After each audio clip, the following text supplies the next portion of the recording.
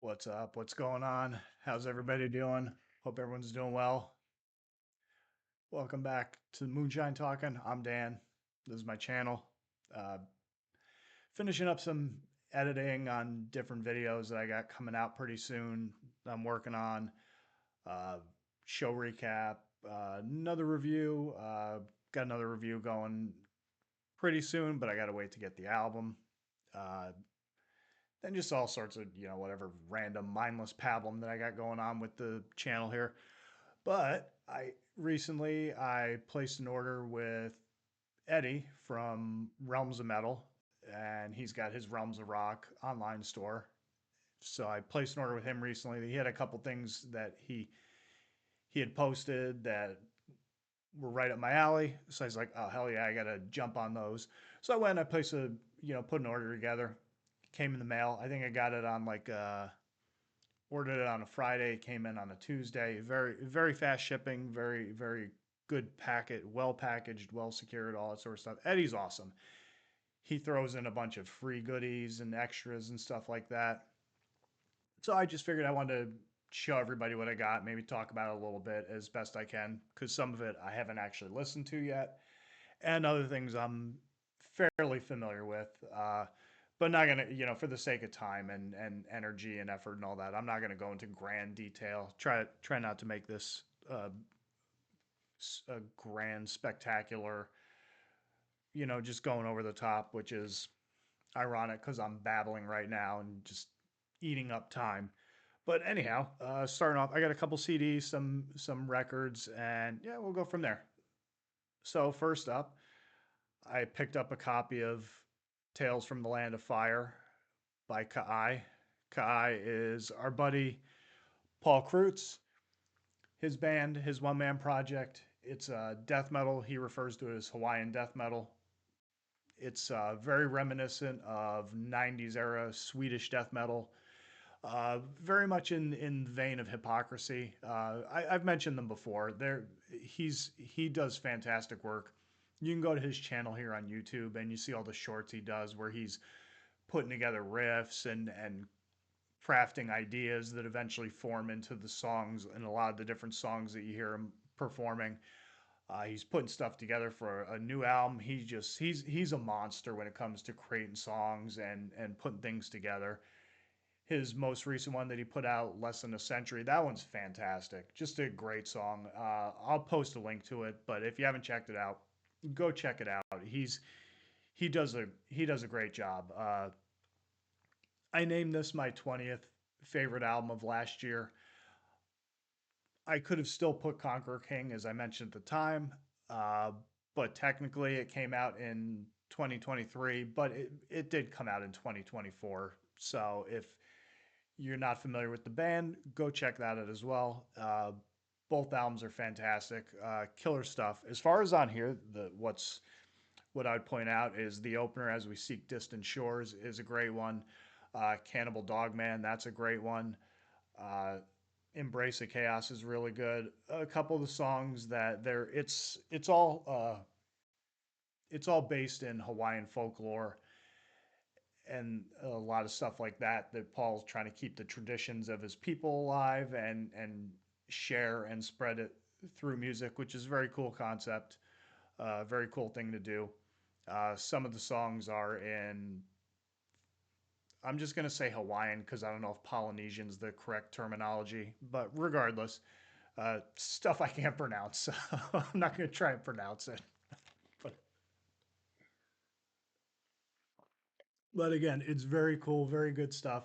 If you love old school 90s Swedish death metal, you're going to love Kai. So definitely go check that out if you haven't already. Next up, I got this one right here. This one came out late last year, towards the end of the year. Uh, Eddie had it on his best of list.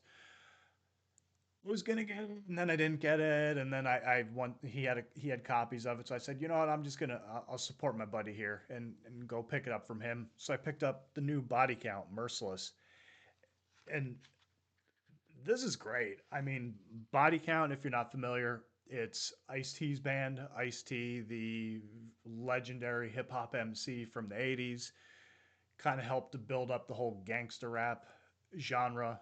subgenre of hip hop, rap and hip hop.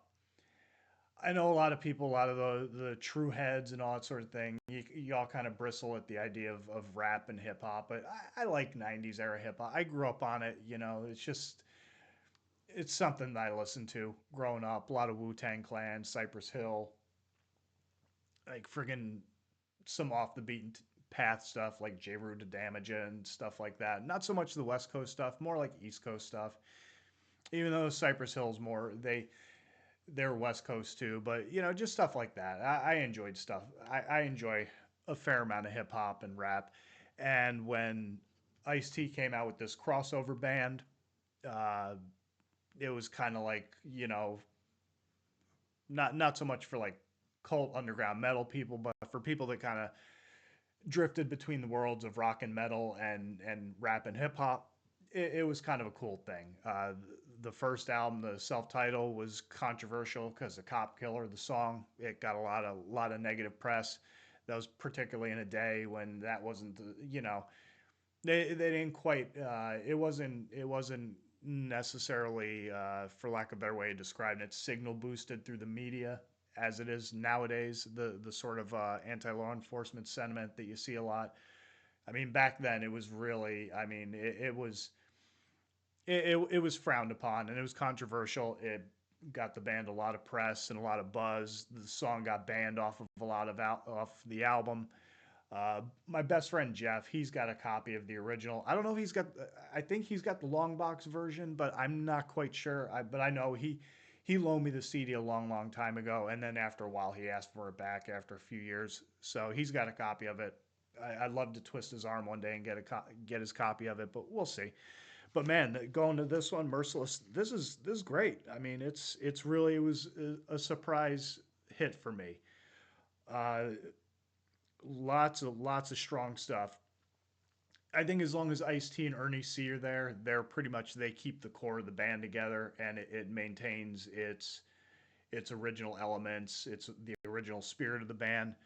But yes, the title track, Merciless, The Purge, they got Corpse Grinder to do backing vocals on it, which is really cool. They got Howard Jones from Killswitch Engage. I think he's in another band called The Devil You Know or something like that. Again, I know a lot of people, some people aren't into the metalcore stuff. I like Killswitch Engage, so I'm not. I like End of Heartache and the one before with Jesse Leach. So I'm not going to say too much negative about Killswitch. Some of their stuff I like, but it's not a band that I run to. But I can listen to it, and it doesn't offend my ears or anything like that. But yeah, he's on track 6, which is the Live Forever. Uh, the vocalist for Fit for an Autopsy, Joe Bad, he's on another song. I'm not familiar with Fit for an Autopsy, so I can't say anything one way or the other. They do a track with David Gilmour. They do an interpretation of Comfortably Numb, which is really killer. And yeah, this is a good album. I mean, if you're not really too familiar, or you were kind of like on the fence about getting Body Counts Merciless, it's a fantastic pickup, and I would definitely recommend it. It kind of Ice T lyrically wise, you know, they're very street oriented. Some of it kind of dives into politics a little bit, given kind of like, you know, almost lukewarm political takes. Some of which I would say would kind of like drift into like boomery kind of territory, but at the same time, I imagine it's kind of difficult. You're a mainstream Hollywood celebrity, and you don't want to drift too far off to where you're getting considered one thing and kind of alienate people. And all. It's the Michael Jordan principle. You don't really want to alienate anybody if you're trying to appeal to a larger group, a larger audience, which I imagine is what he's doing, being in Hollywood and that sort of thing. But it's cool, you know. That notwithstanding, it's a very good album. I would highly recommend it if you're not familiar, or if you are familiar with them and you're kind of on the fence about picking it up. Go pick it up. It's well worth your time. So next up, this was a killer one. I saw Eddie had this one, and I was like, oh, I got to get that. This is Rock and Roll Babylon by Inepsy. Inepsy is a speed punk band from Montreal, Quebec, Canada. They This is their debut full length that came out in 2003. This one it's a reissue from Tank Crimes that came out last year. It's colored vinyl. Let me see if I can't show it to you real quick. But yeah, this is a very, you can see as I talk about it, yeah, you can see it's just blue colored vinyl, but this is a fantastic album.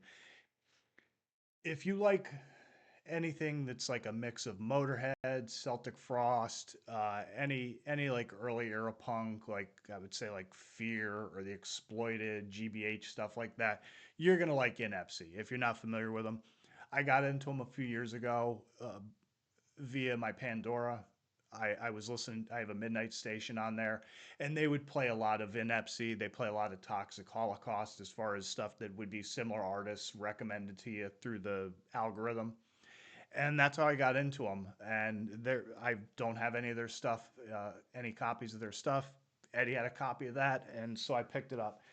It's it's also got a very cool. It came with a digital download, and it also came with this very cool album artwork poster, which this may wind up on a wall somewhere. But yeah, check that out.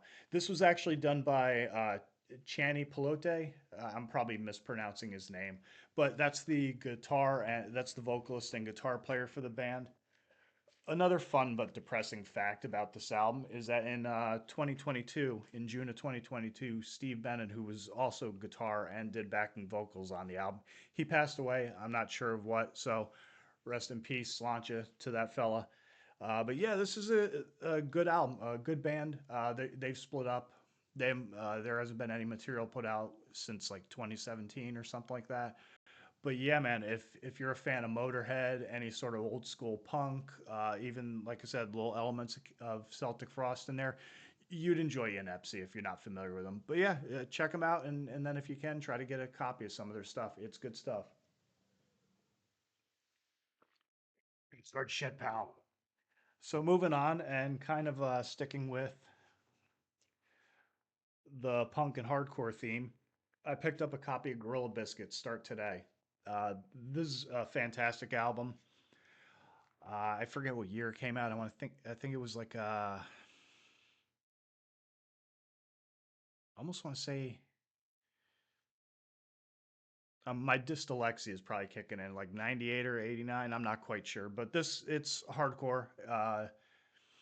Civ, who is the vocalist for Gorilla Biscuits, he went on to form his own band, Civ, and they had a minor hit back when I was in high school. So I'm gonna say this probably came out in '89. If I'm doing the math in my head, this came out in '89. But fantastic hardcore, new directions, just a fantastic start. Anytime I hear that, the horn kick in right at the beginning, and then it goes into that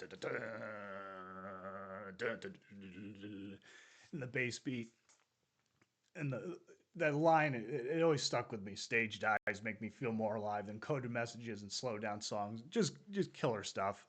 Fantastic.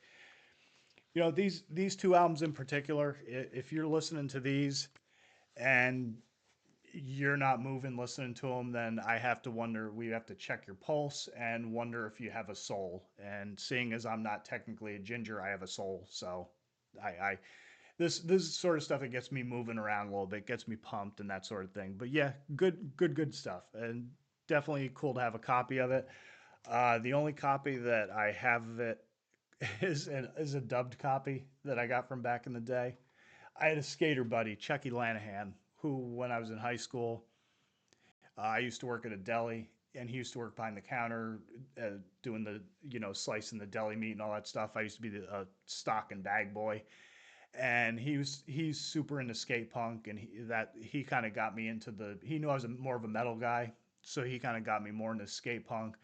And that's how I started listening to like the Circle Jerks and Black Flag, Minor Threat, Gorilla Biscuits, a few other bands, and that's kind of where like the origin story of how I got into punk and hardcore stuff was through him.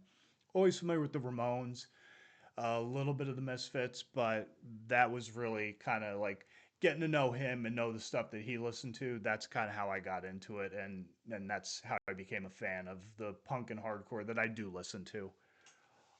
But yeah, so moving on, I also I'm going to steal a phrase from Eddie. Moving on to Belgium, we got this enthroned Cold Black Suns. This came out on Seasons of Mist. It's a later era Enthroned album. You know, everyone I'm sure is familiar with Enthroned. Very killer black metal band. I just recently got into them, probably the past 6 months or so. I picked up a bunch of their stuff on eBay through my buddy Dave at Mad Rush Media. He had a bunch of stuff on sale, so I picked up a bunch of the Back in Black represses, and I just figured, yeah, I saw Eddie had this one, so I was like, oh hell yeah, I'll pick this up.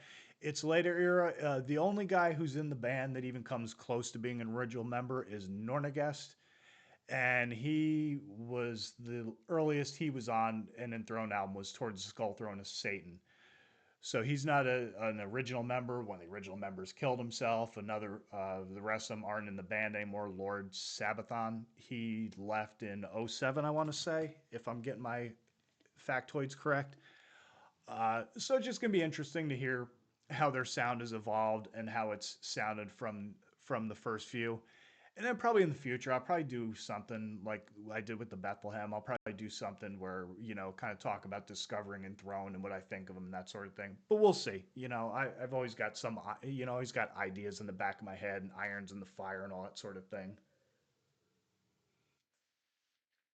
As far as coming up with stuff to do on the channel that might be interesting or intriguing or, you know, generate any sort of discussion. So that's what I got. And then, like I said, Eddie always loves to throw in a bunch of extras. He's a very generous guy, very cool guy.